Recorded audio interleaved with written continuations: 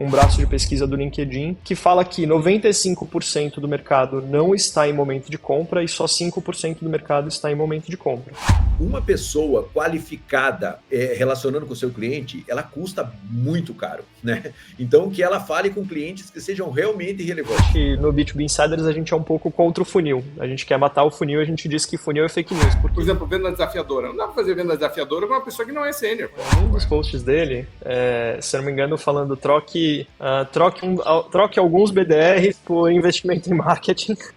As estruturas comerciais estão investindo um tempo muito grande em clientes que não querem comprar, naquele momento não querem comprar, e aí a equipe comercial fica saturando, relacionando com esse cara que naquele momento ele não está maduro para comprar. Para times de marketing que vão investir recursos em educar o mercado, de 80% para mais da sua verba deveria estar em educar o mercado.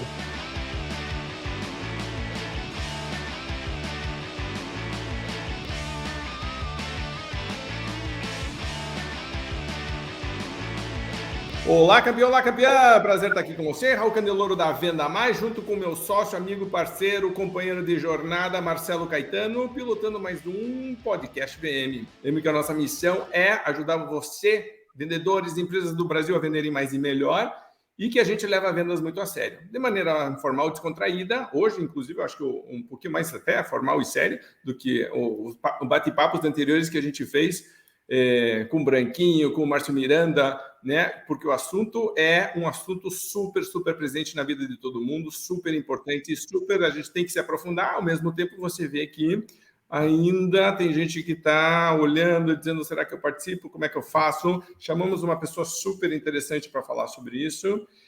Marcelo, quer fazer um comentário antes da gente trazer o Gabriel Barbosa, convidado de hoje, falar de growth? Você tem uma palestra só de growth, que inclusive foi muito bem avaliada na última vez que a gente trabalhou juntos. Então, quer falar um pouquinho sobre isso antes da gente trazer o Gabriel? Eu acho que é legal. Em primeiro lugar, prazer estar aqui com você de novo.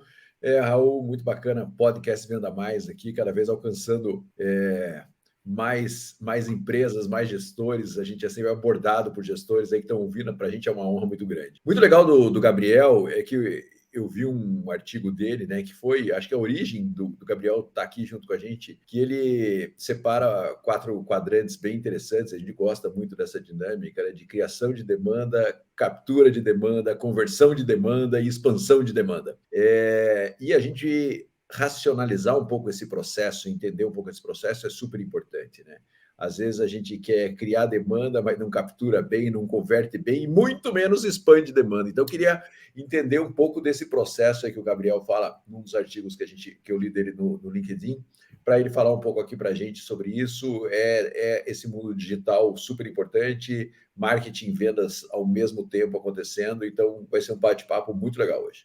Muito bom. Pode trazer o Gabriel Barbosa com o seu fundo de praia no inverno, que a gente estava conversando, que é um sonho paraíso para muita gente. Também gosto muito da praia no inverno. E, Gabriel, você viu que a gente se prepara bem para as entrevistas, né? O Marcelo já conhece teu framework aí, e já usando uma palavra inglesa, tipo, né? Então já está desenhado, já pode até direcionar a conversa. Para você que está nos vendo ou nos ouvindo, o Gabriel Barbosa, ele é diretor de marketing da Incognia. Ele vai falar um pouquinho daqui a pouco sobre a empresa, mas se você quiser dar uma olhada lá no incognia.com, eu estou na versão no americana, e também é fundador do B2B Insiders, que é um grupo, uma comunidade do pessoal que fala sobre vendas B2B, marketing B2B, essa questão de growth, de go-to-market, que vai ser a conversa de hoje. Então, Gabriel, super obrigado por aceitar nosso convite. A gente sabe que você está aí com um tempo contado, que o teu CEO mandou um recado dizendo, gente, vai ter a reunião, e aí quando o CEO mandou, né? Então, tipo, sim, senhor, né? Então, vamos respeitar esse cronograma. E você estava contando para a gente que teu olho brilha, e uma coisa que você gosta de falar muito, não é tanto do growth, mas sim do go-to-market. E depois você pode abrir até um pouquinho esse framework que o Marcelo comentou. Fala, então, por que isso faz teu olho brilhar e por que você acha que é tão importante? Maravilha. Bom, Raul, Marcelo, prazer estar aqui falando com vocês. Obrigado por todo mundo que está assistindo e escutando a gente, pela atenção. Bom, como o Raul falou, eu sou diretor de marketing na Incognia, responsável por geração de demanda globalmente, e estou com essa... Incognia é uma empresa de prevenção a fraudes, então a gente está aí nessa missão de proteger proteger as pessoas em aplicativos e em ambientes web de fraudadores e usando a tecnologia de localização proprietária da gente. Bom, no B2B Insiders, né, cofundei o B2B Insiders esse ano com o Davi Costa Lima e a gente fez isso porque a gente acabou ficando, né, assim, indo para esse tema já conectando já com esse tema de go-to-market e esse framework dos quatro, né, as quatro etapas ou quatro modos de geração de demanda, a gente acabou que a gente começou a conversar muito sobre geração de demanda e a gente viu que digamos, os frameworks ou, né, os métodos de trabalho, né, os modelos de como analisar e como trabalhar a geração de demanda, eles acabavam não atendendo ao que a gente via que dava mais resultado, né? E as coisas que a gente via por aí sendo usadas, a gente percebeu como dando menos resultado, sendo menos aderente à realidade que a gente tem hoje em B2B. E aí, por isso, a gente acabou criando juntos o B2B Insiders e criando alguns modelos de trabalho, alguns frameworks para ajudar as pessoas a resolverem desafios relacionados à geração de demanda, né? Foi um pouco assim, essa foi a intenção o porquê da gente criou o B2B Insiders, né? Mas trazendo um pouco para geração de demanda, né? O que é a geração de demanda? Basicamente é vender mais, né? Basicamente é trazer mais negócios para o pipeline e converter mais negócios e vender mais para clientes atuais, né? Que é um pouco desse framework dos 4 modos de geração de demanda, né? Começa com a criação de demanda, então basicamente eu vou para o mercado buscar empresas que talvez que possam estar interessadas na minha solução, né? Empresas que fazem sentido dentro do que eu determinar que são as possíveis empresas a comprarem a minha solução, e eu vou criar uma demanda, né? E o que é criar uma demanda? Basicamente é olhar para o mercado disponível, separar entre quais são as empresas que eu vejo que talvez já tenham essa demanda, e aí essas que talvez já tenham essa demanda eu vou capturar essa demanda, e as empresas que potencialmente podem ter essa demanda, mas talvez não estejam no momento de compra, né? E tem, assim, 2 fontes de estudos diferentes a respeito dessa separação, né? Da demanda que já é latente, existente, a demanda que ainda não é existente, mas pode vir a existir em algum momento, né? Um é a pirâmide de Chet Holmes, e o outro é um estudo já que já está sendo super falado nos últimos tempos, do B2B Institute, que é um braço de pesquisa do LinkedIn, que fala que 95% do mercado não está em momento de compra e só 5% do mercado está em momento de compra, né? E o que isso significa, né? Quem está em momento de compra tem um problema já identificado, sabe que esse problema talvez tenha uma ideia de quais são as possíveis soluções que podem resolver esse problema e está buscando determinadas soluções. Tem verba disponível para resolver esse problema, né? Já tem isso priorizado dentro de casa e está buscando uma solução, né? Então, é uma demanda, digamos, talvez mais fácil de ser capturada, né? E a gente vê que na maior parte do tempo o mercado investe recursos, tanto do lado de marketing quanto de vendas, como se todo o mercado fosse possível ser capturado, sendo que não é. Tem muitas empresas, a maior parte, 95%, não estão prontas não tem uma demanda já bem escopada para ser capturada, né? E aí esse é aí onde nasce o problema, tratar o mercado, tratar 100% do mercado como se fossem esses 5%, né? É aí por aí que recursos vão pelo ralo, e não ter essa compreensão e não atuar considerando isso, faz com que as empresas tenham menos resultado. Você sabe que eu estava vendo o Ultimate Sales Machine do Chet Holmes, uma super referência para todo mundo. Então, para você que está nos vendo, nos ouvindo, quer fazer um grande, sei lá, o clube do livro, né? Aquelas coisas assim que eu deveria ler, coloque esse livro do Chet Holmes. E a pirâmide da demanda, do Chat Home, só para quem está vendo ou ouvindo, e só para a gente alinhar. Ele cria a categoria de baixo, que é as pessoas que não sabem que não estão interessadas. Então, tipo, não é público comprador. Tem uma camada em cima que pensam que não estão interessados. E aí, então, veja que se eu for me comunicar, eu já começo a ter que adaptar a minha comunicação, eu tenho que alinhar. Depois, tem pessoas que não estão nem pensando sobre isso, que ele chama dos indiferentes, né? Então, de novo, uma outra abordagem. A quarta, e já quase lá em cima da pirâmide. Estou aberto para comprar, poderia estar, mas não estou ativamente procurando. E lá em cima estou pronto para comprar. Então, se você me abordar, alta probabilidade de conversar. E aí, isso para mim, Gabriel, está muito alinhado com o artigo que eu vi teu no LinkedIn, inclusive parabéns, porque é super bem escrito e muito comentado também, que era a diferença entre, acho que era o inbound, a diferença dos funis, né? Se eu não me engano, era isso. E acho que está um pouco alinhado com isso que a gente está conversando, né? De começar a definir melhor as necessidades do público, de o que eu vou comunicar, o que eu vou falar. E a gente que fala com a área de vendas, você vê que às vezes as empresas, mesmo quando vão criar um roteiro é uma coisa só. Certo? É sempre aquele funil antigo, tipo, as minhas perguntas vão ser sempre as mesmas, né? E às vezes alguns clientes estão super avançados, outros não, uns querem, outros não querem, eu estou sempre falando a mesma coisa.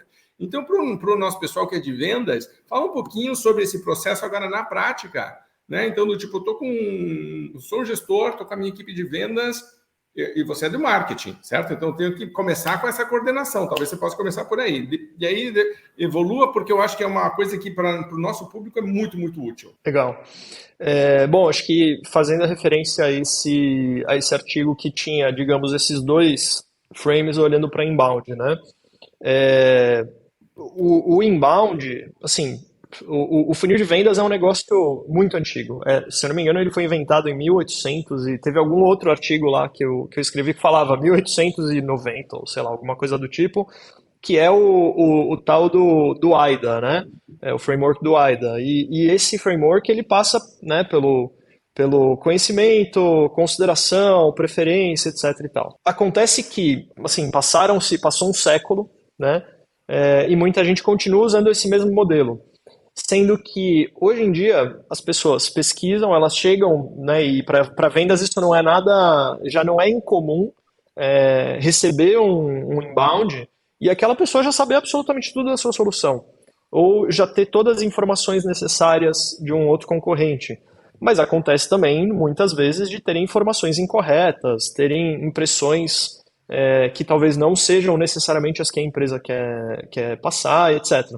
Mas fato é que não dá para tentar construir uma jornada para o cliente, porque esse cliente ele constrói a própria jornada dele. A gente precisa entender a jornada e a gente precisa entender em que momento da jornada aquele cliente está. Sendo que a jornada ela não é linear, né? A jornada ela não por isso que a gente no B2B Insiders, a gente é um pouco contra o funil. A gente quer matar o funil, a gente diz que funil é fake news, porque não existe mais essa jornada de funil organizadinha dessa forma, né?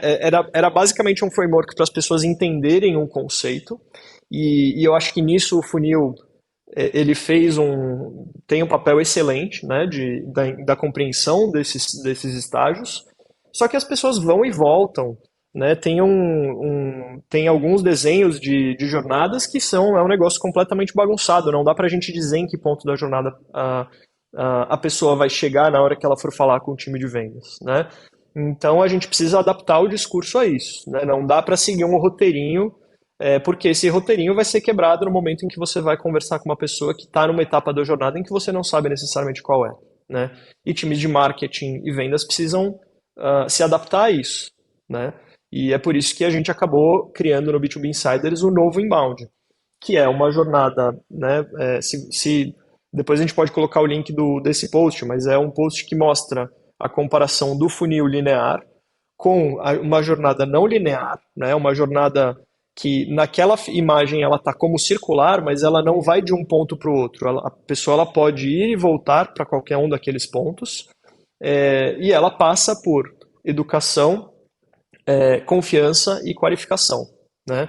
E aí, basicamente, educação, eu educar o mercado para que eu possa criar a minha própria demanda, e aí eu olhar para os 95% do mercado, como o Raul explicou na pirâmide de Chess Holmes, como eu educo esses 95% do mercado, e para times de marketing que vão investir recursos em educar o mercado, de 80% para mais da sua verba deveria estar em educar o mercado. Se você está falando com 95% do mercado, por que você vai investir a maior parte nos 5%? Né? Claro que você não precisa fazer a separação da verba 95-5, né? Você deveria investir em captura de demanda e conversão de demanda de uma forma substancial, mas não deveria ser a maior parte da verba, né?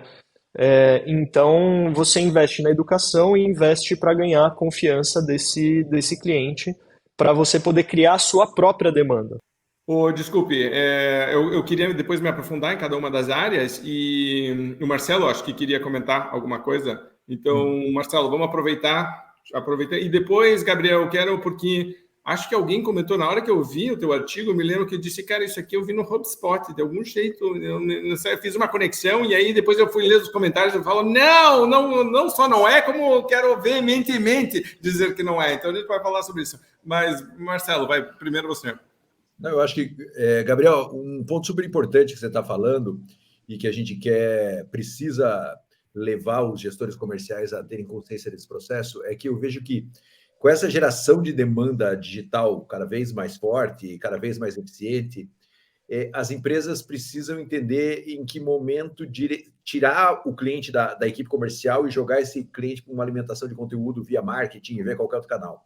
O que eu tenho visto é que as estruturas comerciais estão investindo um tempo muito grande em clientes que não querem comprar, naquele momento não querem comprar, e aí a equipe comercial fica saturando, relacionando com esse cara que naquele momento ele não está maduro para comprar, tentando convencê-lo a ter uma decisão que ele não vai ter, e aí tem uma taxa de conversão nesse público super baixo. Então essa definição de não é a hora desse cara comprar, joga esse cara de volta, como você disse, o processo não é tão linear assim. O cara caiu, achou que era a hora de comprar, mas não é a hora de comprar, joga ele para o marketing, vai para o próximo cliente. Porque senão as estruturas comerciais elas têm que ficar muito inchadas. Muita gente trabalhando clientes que não querem comprar, ao invés de criar uma estrutura de marketing que alimente esses clientes para que a estrutura comercial, pessoas, fiquem direcionadas para os clientes que já estão decididos a comprar, estão no momento de decisão.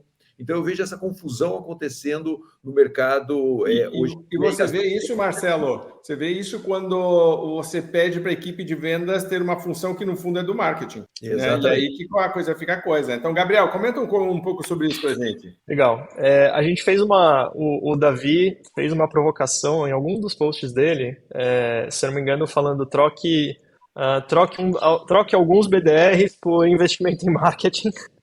Justamente nessa linha, né? E não é assim, a ideia não é assim, marketing contra vendas, muito pelo contrário, a gente defende que o marketing cria demanda e o marketing e vendas capturem a demanda e marketing e vendas convertam e expandam essa demanda, né? Passando por esses 4 pontos da geração de demanda, né? Então, só repetindo, são a criação de demanda, né? Eu atuando em cima dos 95% para educar e ganhar a confiança dessa audiência, para que eu prepare essa audiência, crie a minha própria demanda com essa audiência, para que eles cheguem prontos para eu poder capturar essa demanda via marketing ou vendas, né, ou via marketing e vendas, para que na hora em que quando você fala de vendas complexas, às vezes leva 6 meses, 1 ano, 1 ano e meio para converter uma conta, dependendo do valor do contrato, né? Então, você também tem um trabalho de conversão de demanda, que passa por, às vezes, outras etapas da educação, que podem ser feitas por marketing e vendas junto, né? E aí, depois da conversão da demanda, uma vez que o cliente virou cliente, aí você parte para a expansão da demanda. Como que eu vendo outras ofertas para esse cliente, e aí, de novo, marketing aí talvez mais a área de sucesso do cliente possam trabalhar em cima dessa expansão da demanda, né? Mas assim, basicamente essas 4 etapas, e por que a gente falou, o Davi falou nesse post de trocar BDRs por investimento em marketing, porque o marketing ele vai conseguir dar muito mais escala né, e vai conseguir trazer, ao invés de abordar um cliente que não está pronto para fazer um cold call ou fazer um e-mail frio, né, uma abordagem fria, eu vou criar essa demanda com esse cliente, educando e ganhando a confiança dele, né? E uma vez que eu potencialmente esteja num ponto em que talvez já esteja tentando capturar essa demanda, também tem a qualificação. E o que que é a qualificação? É a gente o próprio cliente se qualificando e a gente qualificando o cliente, né? Então, como que o próprio cliente se qualifica? Primeira coisa né, assim, eu trabalhando na Incognia, por exemplo, né, a gente recebe um volume de inbound de clientes que, assim, nem para nós e nem para o cliente é interessante comprar a nossa solução. E a gente precisa deixar isso claro para o cliente. Qual que é uma forma interessante de fazer isso? Primeiro, uma página de preço, né? Eu sei que tem muitas empresas e muitas equipes de vendas que têm receio de ter um preço público para alguns clientes, por exemplo, parecer uma coisa talvez até inacessível, um valor alto, e aí aquele valor alto pode talvez espantar algum cliente, né?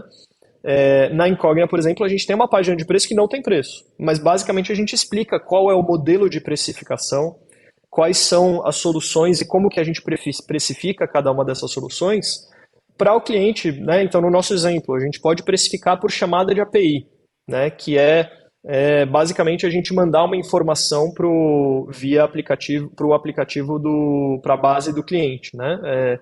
Via uma informação que a gente recebeu do aplicativo do cliente, a gente responde com um assessment de risco, com uma nota de risco para esse cliente, né? Para um cliente em que isso não faz sentido, o cliente lê aquilo e fala, nossa, mas o que é chamada de API?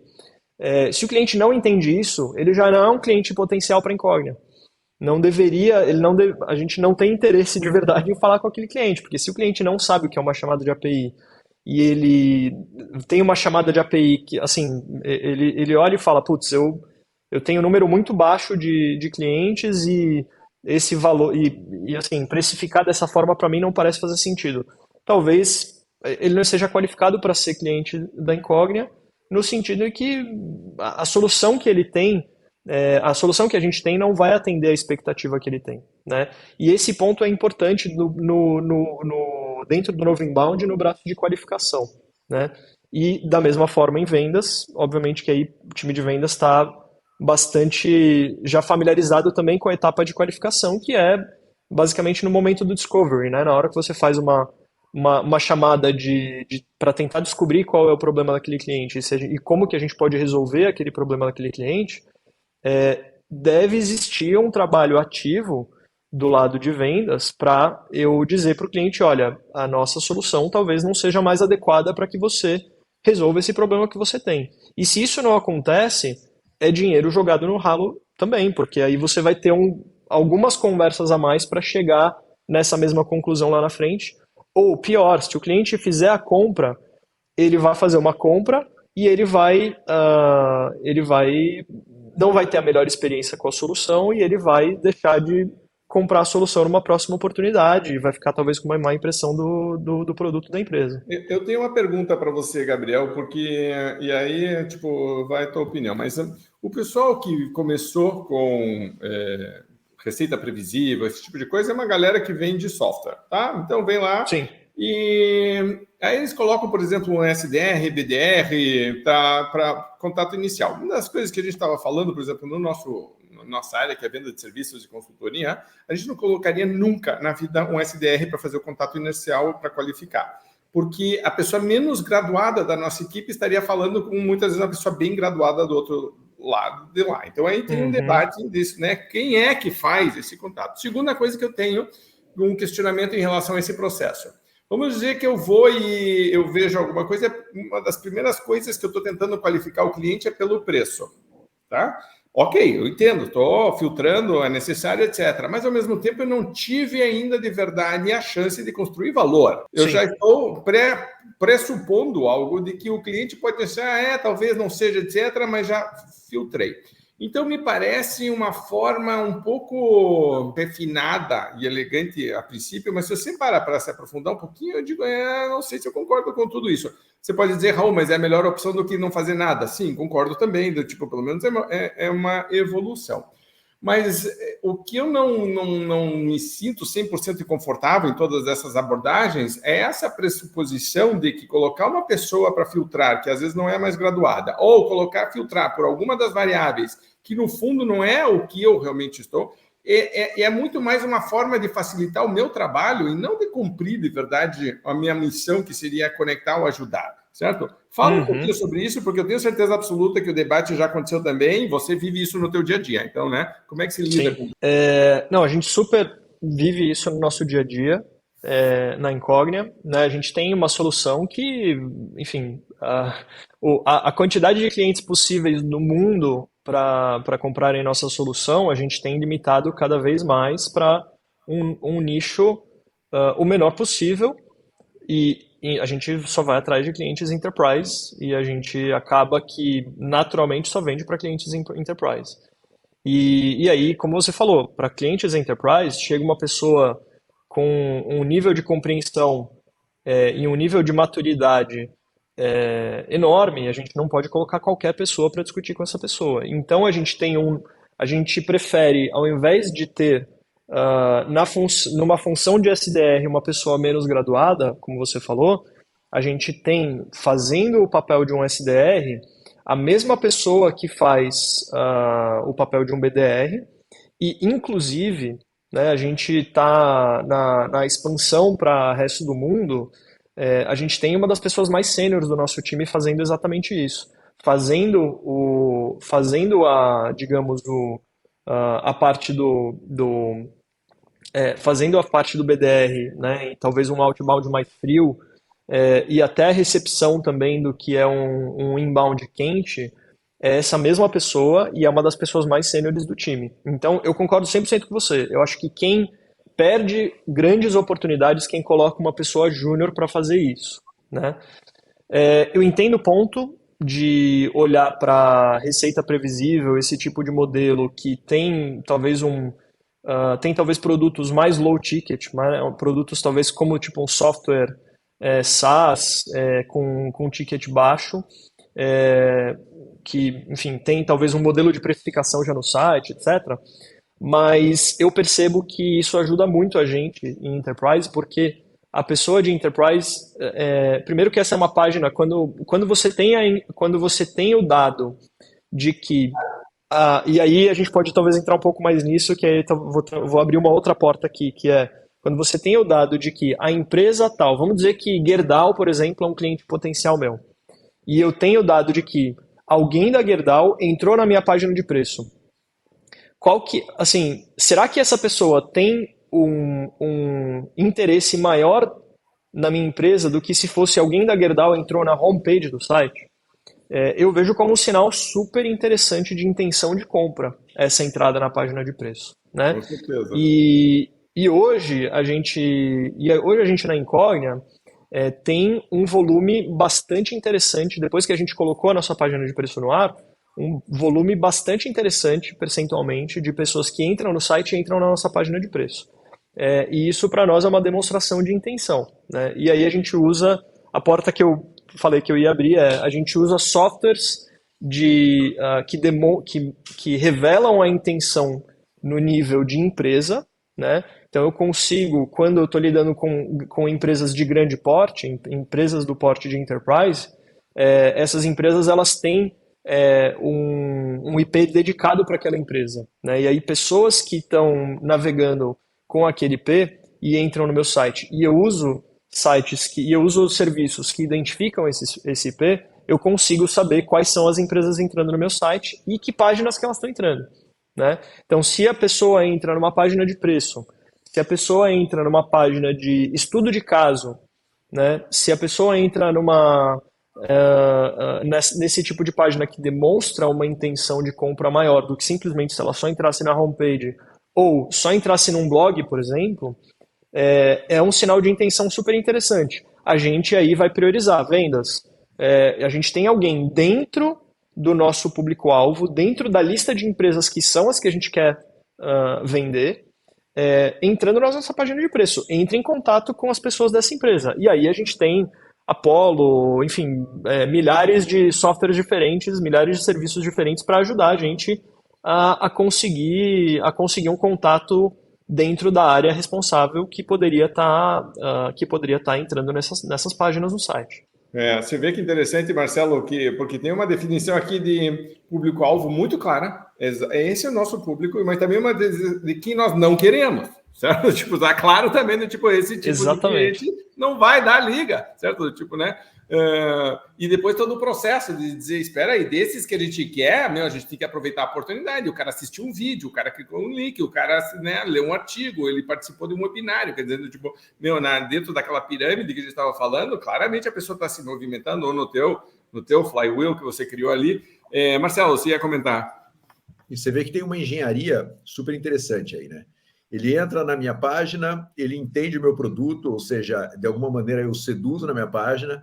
Ele tem sim um caminho para saber quanto custa o meu produto, o meu serviço, e a hora que ele clica lá, eu considero que ele deu mais um passo, mas ele não entra direto, quando o produto é de maior valor agregado, na página de preço, porque se eu não consigo seduzi-lo ou passar um pouco de informação, a página de preço pode ser um bloqueio, mas a página de preço está lá, e é um segundo passo que o cara fala assim, gostei do produto, vou ver o quanto custa, e aí eu identifico o cara, mesmo que ele fuja, eu de alguma maneira consigo atingi-lo. E se ele fugir, é porque de repente ele não é cliente. Então, mais uma vez, filtrando o máximo possível para quando for agir em cima de pessoas que têm o perfil bem definido.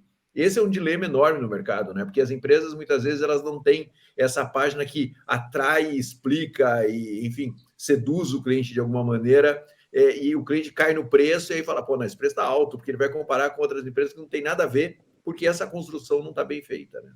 Você vê que interessante que meio que inverte um processo, porque você atrai o cliente, se explica o benefício que você faz e você já dá o preço, o que para muita gente diria, não, tá louco, não, você só vai falar no valor, no final da call, depois estabelecer, não, já filtro no preço e aí eu construo o valor baseando, né, tipo, por que é esse preço, né? Ajuda o cara a justificar, até porque se é enterprise, vai ter uma negociação, um debate lá dentro da empresa, dizendo, vamos com eles, né? Vamos com o incógnito, não vamos.